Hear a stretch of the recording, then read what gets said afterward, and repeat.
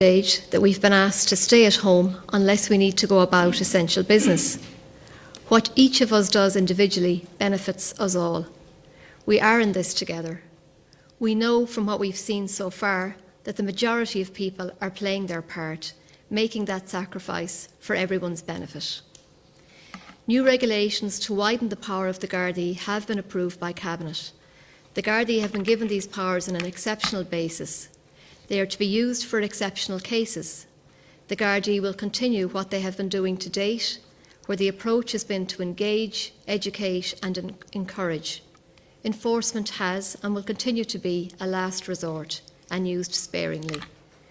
We need to be fair to everyone who's making an effort, especially those who are cocooned. The impact of what we all do together is greater than the sum of what we can do individually. We need to stick to the CMO's advice.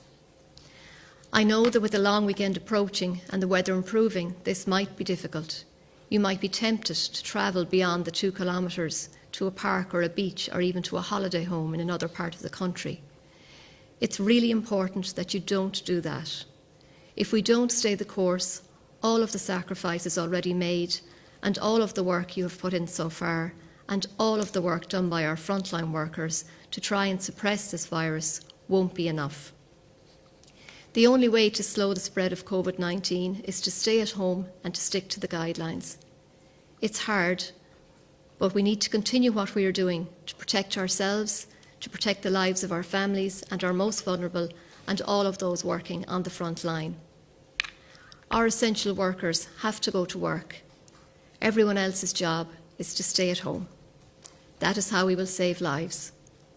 And just a reminder of the most effective personal actions you can take to slow the spread of the virus. For everyone else, you still need to wash your hands regularly and thoroughly, use good cough and sneeze etiquette, observe social distancing measures, and perhaps now more than ever, as we are all tired of the limits on our daily routines, we have to remind ourselves we are the front line. So on business supports, take-up of the temporary wage subsidy scheme introduced by government is continuing to grow. Over 39,000 employers are now registered with Revenue for the scheme. Today, 8th of April, Revenue has generated further refunds under the scheme worth £17.6 million. These payments will be in the bank accounts of the majority of the respective employers by tomorrow. The cumulative value of the payments made under the scheme is now €120 million. Workplaces. We know that many workers who are in essential services have worries about going to work. To help companies to get it right in managing their response to Covid-19, the National Standards Authority of Ireland has developed a new workplace protection and improvement guide. The purpose of the guide is to provide practical advice in terms of defending against the spread of Covid-19, management and reduction of on-site cases, and the recovery of business and process functions. This new guide is now available in addition to the Retail Protection and Improvement Guide published by the NSAI earlier this month. There are lots of practical tips and checklists to help businesses during the crisis and as they plan for recovery. And you can get all of this information on gov.ie. Transport. Yesterday, the Government approved the emergency provision of a maximum of €15 million towards the continued operation of passenger ferry services on 5 key strategic routes over the next 3 months.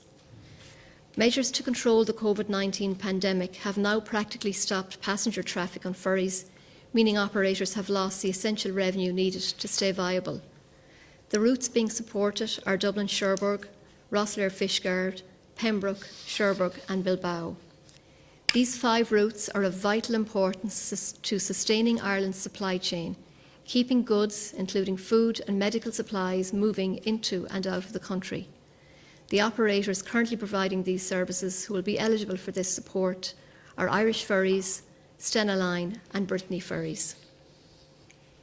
For farmers, we wanted to bring your attention to a new Teagasc telephone helpline, which is going to be there to assist farmers with queries in relation to the current Covid-19 challenge, and it was launched yesterday. The helpline is designed to give farmers advice on a range of issues that they may face as they continue to do their essential work in maintaining the food supply chain. It is open to all farmers and covers a wide range of farming issues that they may be facing at this time. The information line phone number is 076 111 3533, and it's available to call between 9:30 a.m. to 12:30 p.m. and from 2 p.m. to 5 p.m. Monday to Friday. So in relation to employees then, while the Department of Employment and Affairs and Social Protection Pandemic Unemployment Payment Scheme currently provides income support to 507,000 recipients, a number of these are closing their claim because their employer is now availing of the temporary wage subsidy scheme administered by the Revenue Commissioners. To date, 19,000 people have closed their pandemic unemployment payment because they are still employed, and they did so by entering their details online at www.mywelfare.ie. In addition, a number of recipients of Covid-19 pandemic unemployment payment have contacted the department to say that they claimed this payment of €350 in error. This may have occurred because they were not aware that their employer had also claimed the temporary wage subsidy scheme. The department now has a facility in place for such recipients to refund the payment, and full details are on the department's website at www.gov.ie. The department is carrying out the necessary checks to ensure that claims are valid and that payments are warranted.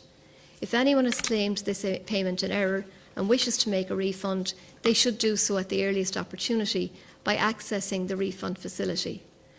The department also wishes to inform its customers that the Post Office network will be open as normal on Good Friday, the 10th of April, and that any payments due may be collected on that day. Finally, the department has asked us to reiterate that the Covid-19 pandemic unemployment payment is available to persons aged between 18 and 66 years of age who have been unemployed since the 13th of March as a result of the pandemic. While persons aged over 66 cannot claim this payment, it is open to their employers to apply for the temporary wage subsidy scheme administered by Revenue. I mentioned previously that people in receipt of state pension payments also have automatic access to a range of other income supports not available to unemployed people, including the free fuel allowance, the living alone allowance and the free TV licence. And the fuel allowance has been extended for 4 weeks this year until Friday, 8th of May. So community measures and supports. A Covid-19 community call form is now operating in every local authority across the country. In the first week of operation, these fora received thousands of calls, and by yesterday, over 7,300 calls had been received, and over 4,400 follow-up calls had also been made. The fora helplines are partnering with Alone, the national charity for older people. A further 4,300 calls to Alone were received in the last week. In their efforts to provide help and support to those in need in communities around the country so far, the community call has provided for 2,700 collection and deliveries of items like groceries, fuel or medicines, nearly 1,000 actions relating to social outreach services, talking to people who need someone to talk to, over 300 relating to meals, and over 400 relating to health requests. They will continue to offer support, particularly to those cocooning on public health advice or to those who are experiencing practical difficulties over the coming weeks. This is a good time to applaud the level of community spirit we are encountering in these really difficult days and to thank everyone who's volunteering right across the country. A dedicated phone line is operational, as I said, as well as the national number, and I'll give you the national number again. It's 0818 222 024, and you'll find your local helpline number on www.gov.ie. We would encourage anyone who needs help or wants to volunteer to give help to contact their local forum. And if you know someone who needs help, please don't hesitate to call the Alone helpline or the local helpline, and someone will direct your call. Banking supports, particularly for citizens who are cocooning. The Banking and Payments Federation of Ireland has today announced that all 5 retail banks now have dedicated free phone helplines to assist cocooning customers during the Covid-19 crisis. An information guide has also been launched today, which provides practical advice for cocooning customers on the various ways in which they can manage their day-to-day banking and finances in a safe way while they stay at home. The guide also outlines a number of tips around how customers can keep their money safe. This includes advice such as avoiding keeping large sums of cash at home and making and paying for orders such as medicines with a card over the phone where possible. The Banking and Payments Federation is working with the charity Alone and An Post to ensure the guide reaches as many impacted customers as possible. And a copy of the guide is available on the Banking and Payments Federation website. It's at www.safeguardyourmoney.ie. Higher education.